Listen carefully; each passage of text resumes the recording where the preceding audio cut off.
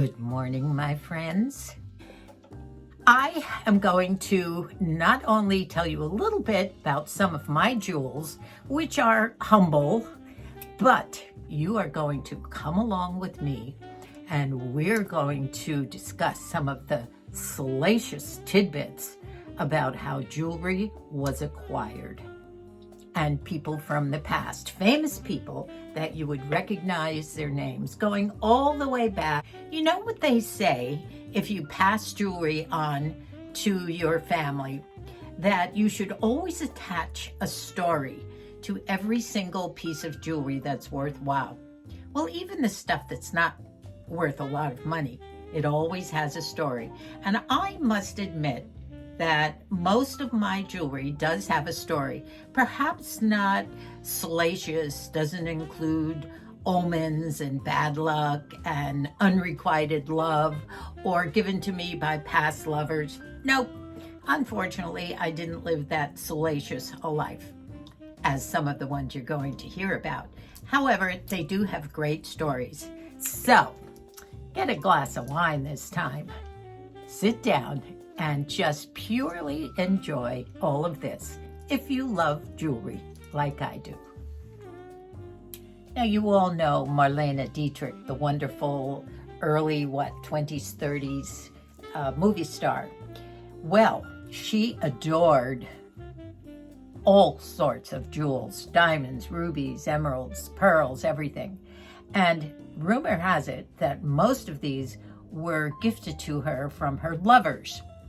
Well, she eventually took the jewels apart, all of them, necklaces, rings, etc., and made a magnificent cuff bracelet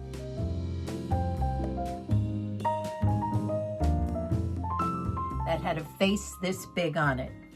And she put all the rubies and diamonds in that cuff bracelet, which she wore constantly, and she wore it in one of Alfred Hitchcock's movies.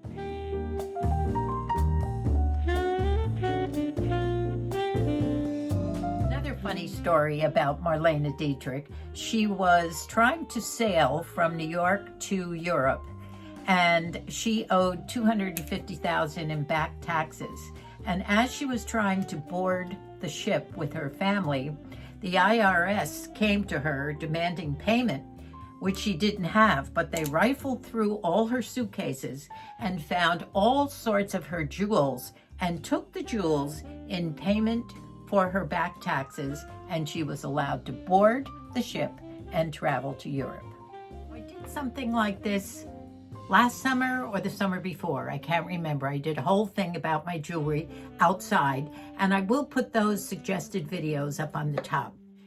I also thought that this would be a really good time to display all the jewelry, talk about it, so that all my family, my daughters, daughter-in-laws, granddaughters, even sons, if they want to pass it on to daughters, would know something about some of the jewelry that I have and what is worthwhile saving and what is just fun stuff for the kids. Laid it all out on my bed, and I've sort of explained the different things I have, some of the things that are from my mother and my grandmothers, some of the things that are old and antique, some of the things that Moosey gave me years ago, some recent, some thrift jewelry, which I have a lot. I just love my jewelry, and you know me, go big or go home, big hair, big glasses, big jewelry. Now, as you can see, right now I am wearing some of my absolute favorite jewelry, and it's the Southwestern turquoise and silver and coral. And this squash blossom is one of several that I have. One that I can't show you because it's in pieces is one that Moose bought me for Christmas 2 or 3 years ago. And it's a squash blossom made of the silver bear claws with coral in them. And it goes all the way up the side with these coral and bear cloth pieces. However, it broke. And my jeweler, I don't think he's there anymore, the one that we've had things done. And I also have been asked so many times about my wedding ring and the transformation that it has taken over the years. So I have a story about that too. I believe I might have told that in another video. Also, the ring on my pinky is from my paternal grandmother. And this particular ring was given to me by all our 6 children about 30, 40 years ago. And they all have their birthstones around my center November birthday, which is a topaz.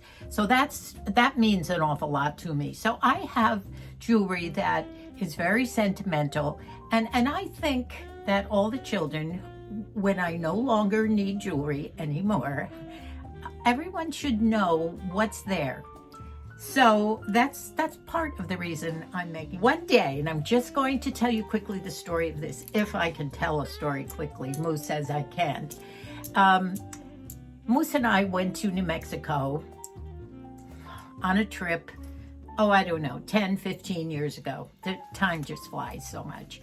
And we went to Albuquerque, but we also went to Santa Fe and spent probably 3 or 4 nights in a great old adobe.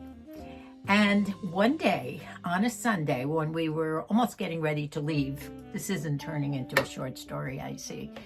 We went to, someone told us about a flea market or swap meet that was up in the hills, and that most of what they sell was jewelry, a lot of Southwestern jewelry.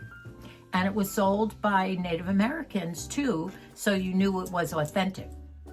So Moose and I went up there. Unfortunately, it started to rain that morning, and we didn't get there until about 1 o'clock. And it was still muddy, the grounds were muddy, and I ruined a pair of shoes, but that's okay. And people were packing up and getting ready to leave, which, as you know, is a good time to hit the swap meets. So we walked around very quickly. We saw this necklace, and Moose bargained with the person, and we just got it for a steal.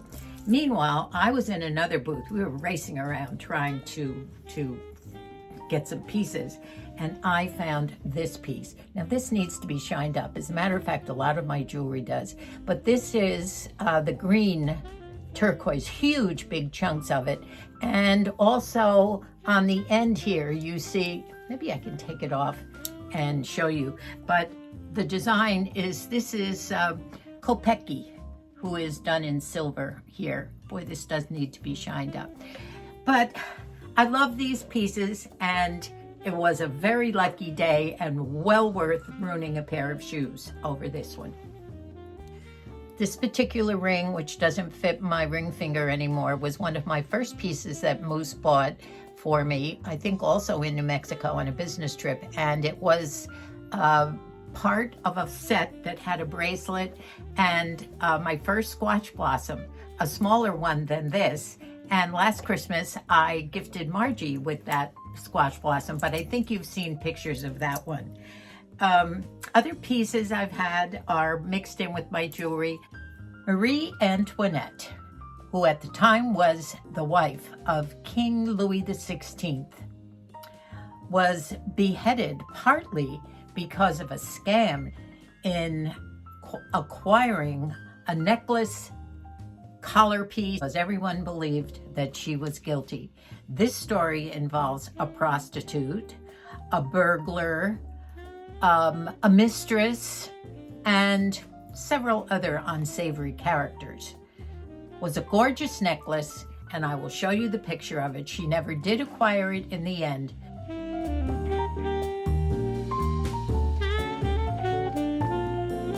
But would have loved it.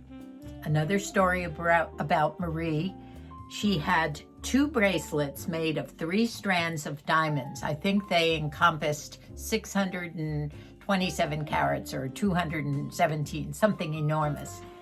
And she could not afford them at the time, but she lusted over these 2 bracelets, and she bought them, and she had to buy them on time. and pay them off over the course of 6 years. It was such a terrible thing that she did that her mother admonished her for it and said she had no business doing that.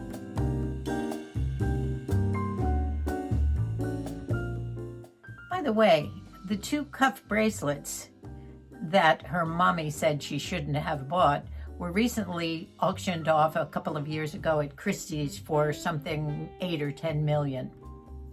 And I don't know whatever happened to the necklace. I think the big gorgeous necklace with hanging diamonds was finally broken up into smaller pieces. Now these necklaces are part of the turquoise collection, the Southwestern collection, and these are collections of heishi and fetish necklaces. The fetish are the birds and the animals, and the heishi, I guess, is the turquoise. All these other big little boy carved out of turquoise. So these I love to wear too. Is from Walmart.com. Now it's not sold in the stores. I had seen it on someone on YouTube and loved it. And what I love the most about it, you know me, I love the puffy sleeves. It sort of gives a stylish look to a normal jeans outfit. I wasn't wild about all the little rips and tears. I think I might be a little old for that, but I love the fit, and I thought that I would wear it as a casual outfit with a skirt that I inherited from my daughter Dubby again.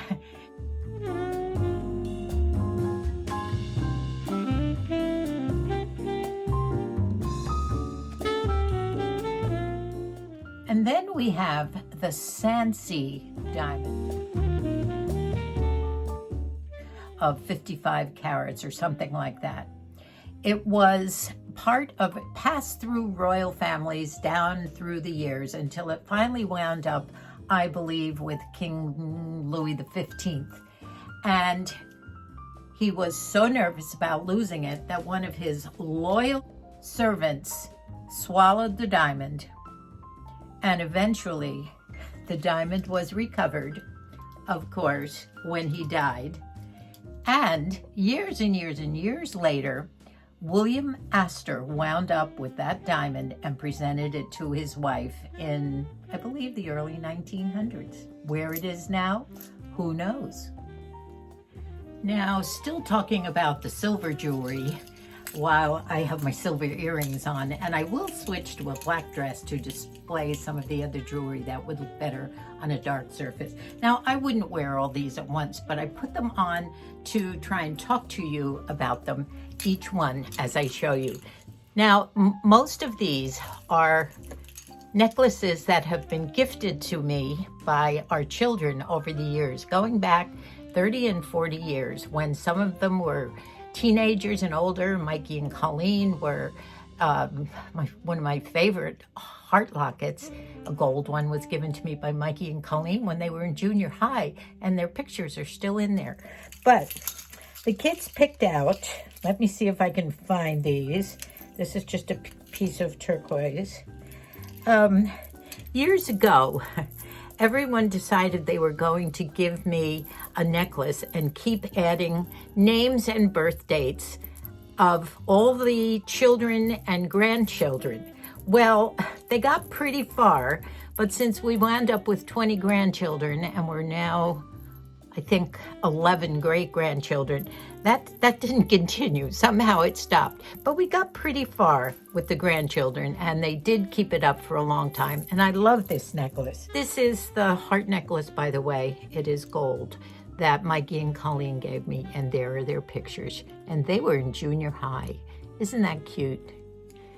I treasure so many of these things. This is a necklace that the children also gave to me, and these are little boy figures and little girl figures, 6 of them, 3 boys and 3 girls, and in each one, if you can see, is their birthstone.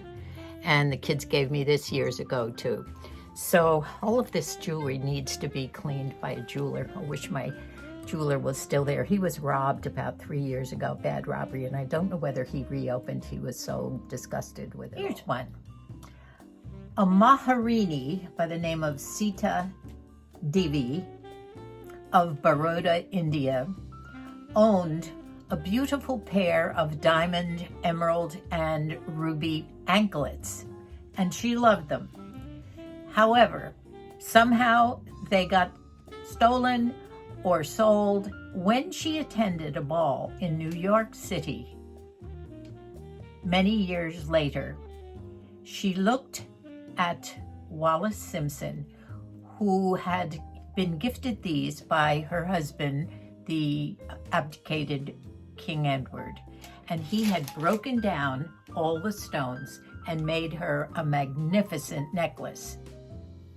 The Maharani walked up to Wallis and said, "They looked better on my ankles." The next day, Wallis gave them back to Harry Winston, the big jeweler, and that was the end of those.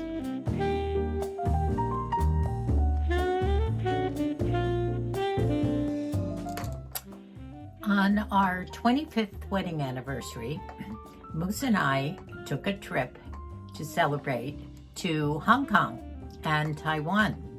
It was a wonderful trip, with Moosey being the best shopper he's ever been in his whole life, not waiting outside a store and whistling, but in there with me, helping me pick out things. Now, I was buying not only for myself, but for my mother and for my daughters. And I had a ball. Let me just tell you about the necklaces. The pearls, these are seed pearls, and you buy several strands, wind them together. This particular one I bought for my mother, and she loved it. And her clip here has several ruby stones in it. Now, we couldn't end here without talking about Elizabeth Taylor and her diamonds. She had two wonderful pieces gifted to her by Richard Burton, a man she married twice. Her jewels also have been auctioned off, and none of her children inherited any of her jewels. The other one was the Krupp diamond, a magnificent diamond, and I forget the carats, but it was huge. You've all heard about that. Many of these pieces of jewelry have omens and curses attached to them, that once they wind up in someone's hands, bad luck will befall them. And you could say that about many of these stories that I've told you about. Rubies were a great deal in Hong Kong, so we kind of went wild on the rubies. Now, on my pinky are 3 ruby rings. One has some very tiny diamond chips in it that no longer fit my fingers. And now that I've been reading what some of these celebrity people do with their jewelry that they acquired from various lovers, they take all the things, the diamonds, the emeralds, the rubies, the pearls, out of these gifts, and they put them all together in something, either a large ring or a beautiful big cuff or a necklace or something. And although I don't have past lovers, I am probably going to take maybe all these rubies and put them into something, I don't know, a big ring or a pin or something. And I have some other stones from other rings and some pearls and things from my mother that I would like to incorporate into a big thing. So if I can find a jeweler, I would love to reconstruct a lot of these things, especially rings that I don't wear, maybe put in one beautiful statement piece that I would wear. This ring Moosey gave me last Christmas with this bracelet. Whoops, one of the little rings fell off, but it's okay. And this bracelet has 2 little rubies in the corners. It's silver, and the ring as well, which is not a real ruby, but it does match this. And also the 2 ring guards that are on either side of my ring were also bought in Hong Kong. They have little tiny diamond specks, I don't know what you call them, but I love to wear these with rings because they sort of glamorize a ring and add a little element to it. So all in all, the Hong Kong rubies and pearls and various things are a wonderful remembrance of a great trip. Here's a Marilyn Monroe story. Now, she didn't own too many diamonds, but she sure wore them, especially in the movie Gentlemen prefer blondes, I believe. And she sang a song, I'm sure you're all familiar with it, that diamonds are a girl's best friend. Well, she was allowed to wear the Moon of Baroda, which was a yellow 55 carat diamond on a, believe it or not, hung around her neck, was a tear-shaped diamond, huge, with a leather strap, believe it or not, around her neck. And she was allowed to wear it in that movie and many promotions afterward.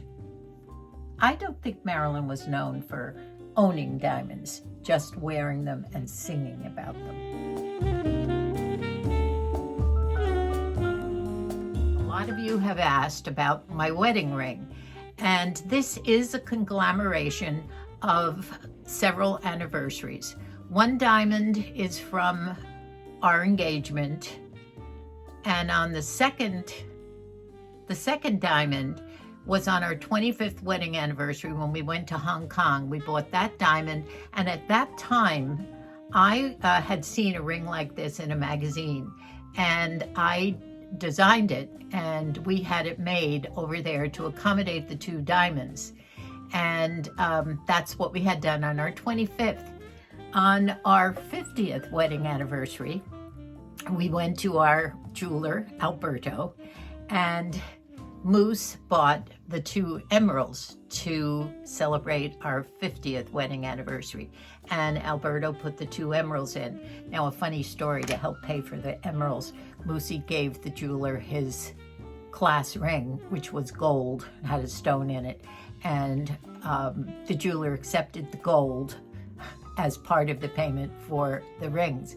Now, at that time, we also had two little diamonds taken from a piece of jewelry from my mother that was broken. And so I have my mother in my ring, plus a beautiful remembrance of all our anniversaries, big ones, and also from our engagement. So that was also a Hong Kong purchase. We also did get some jade and ivory. Of course, the ivory I don't wear at that time. That was in the early 80s. And at that time, ivory was not banned. Now it is, so I don't wear any of it. Some of the very treasured things from my mother. This was my mother's crystal bracelet, which really is so shiny. I wish you could see it in the sun. And Colleen wore this on her wedding day, also with two crystal drop earrings of my mother's. And these mean a lot. So one of my daughters will, probably Colleen will inherit these. My father had some jewelry that he saved. I think I showed you the pocket watches. And of course that gold pocket watch that I wear all the time from his mother is part of his jewelry.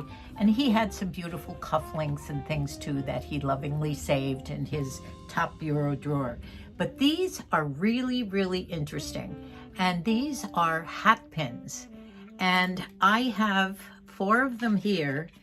And I know there's another couple in another drawer somewhere, which I've got to find.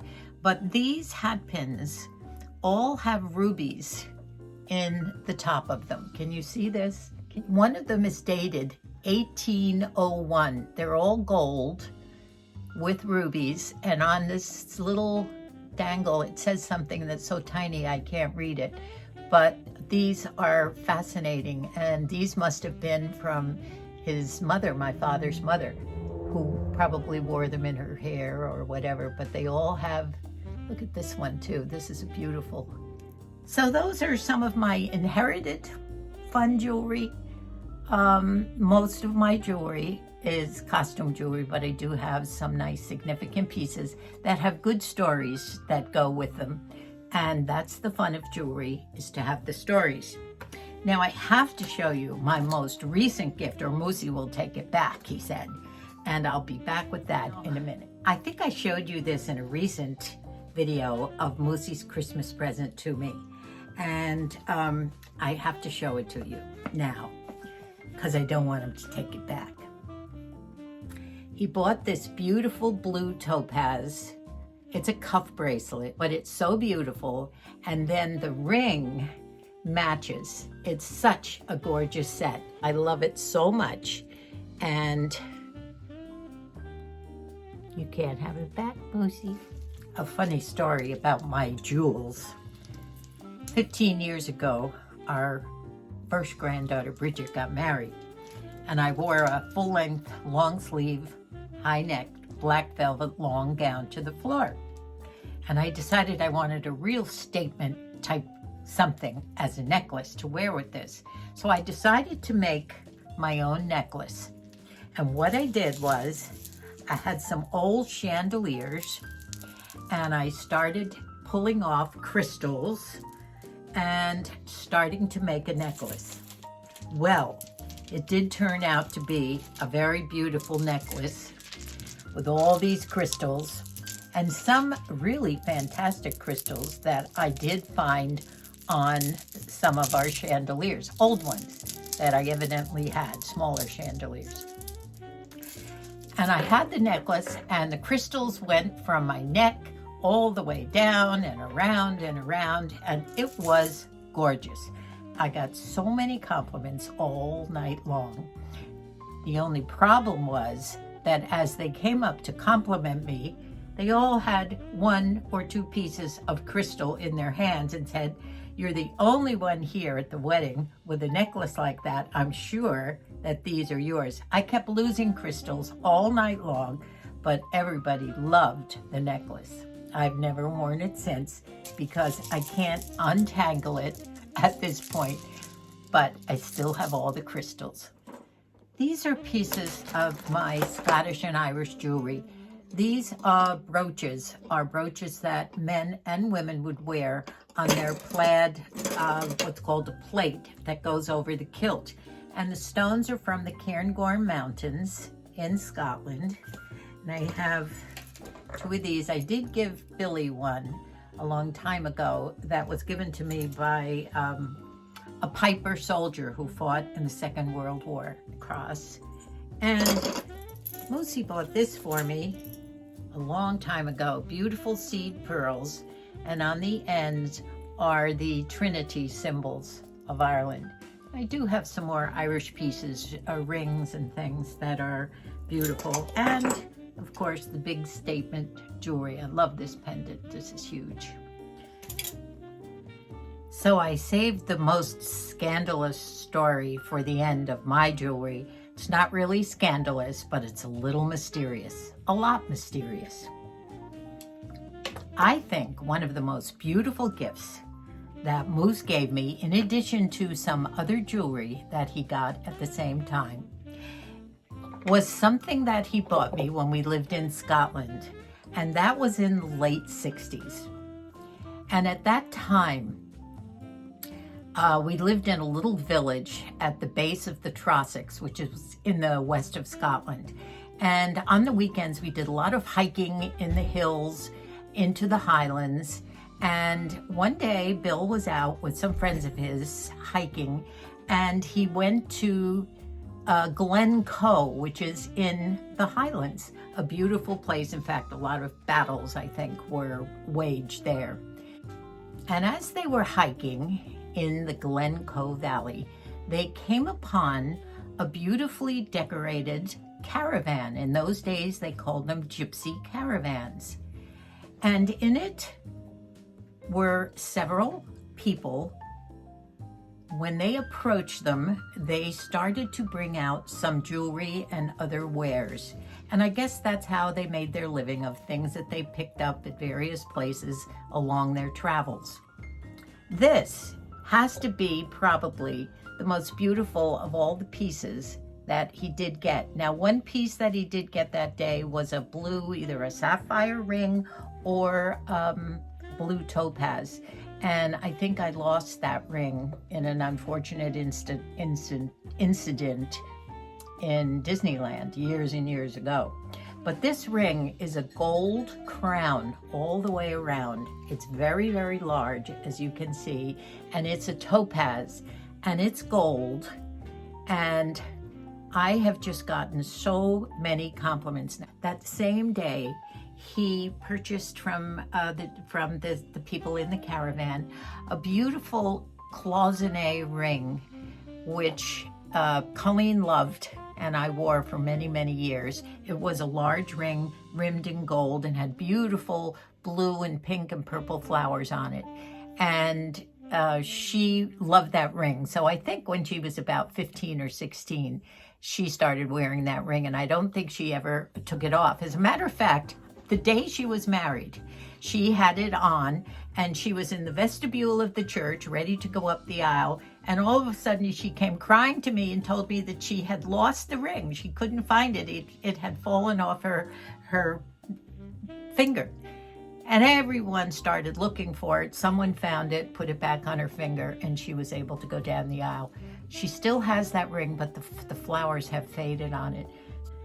Another beautiful gift from my Moosey is this lapis lazuli bracelet that he bought when we were on a holiday in Spain with the 4 children. And it was one of our anniversaries. It could have been an 8th, 9th, 10th anniversary, something. And I have since found a ring, a pendant, and I think that's it, that go with this. So all in all, that's a lot of my jewelry. Of course, this is my grandmother's, my father's mother's. Of the many, many thrift shop rings that I pick up on a regular basis, I just love the rings, especially all the costume jewelry, large rings. I found this one that I thought was quite pretty. Just one of many of my thrift shop rings that fill out my collection. Why do people wear jewelry? Well, it goes back to the cavemen. They wore pieces of animal bones, feathers, teeth, and they draped these around their neck, in their ears, around their ankles, and it progressed from there. Eventually, people found semi-precious stones, and from the mines came the diamonds and the rubies, and the rest is history. Thank you all so much for watching this. I hope you enjoyed it. My jewelry has sort of been explained for posterity, for those who will eventually be wearing all of this. It seems like a lot, but when you think that I have collected jewelry like this from, there's a pesky fly. I've collected jewelry like this all these years. I still love my rings that I find at thrift, and it's just fun. Thank you for all your comments on all the videos that you're watching. A lot of you are binging and getting to know us a little better. I would love it if you would subscribe if you haven't already. If you've enjoyed this, I love you all. Thank you for watching again. God bless us all.